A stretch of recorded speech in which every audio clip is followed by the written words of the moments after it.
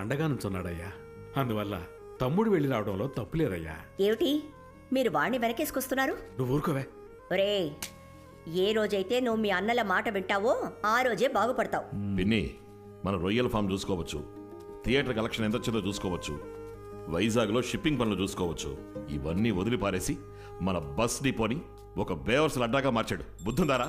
బుద్ధుందా నీకు? గణపతి శరణం గణపతి శరణం గణేశ శరణం గణపతియే విఘ్న వినాశక గజముఖ నాయక అఖిలముఖ చేది గణపతియే గణపతియే గణపతియే గణపతియే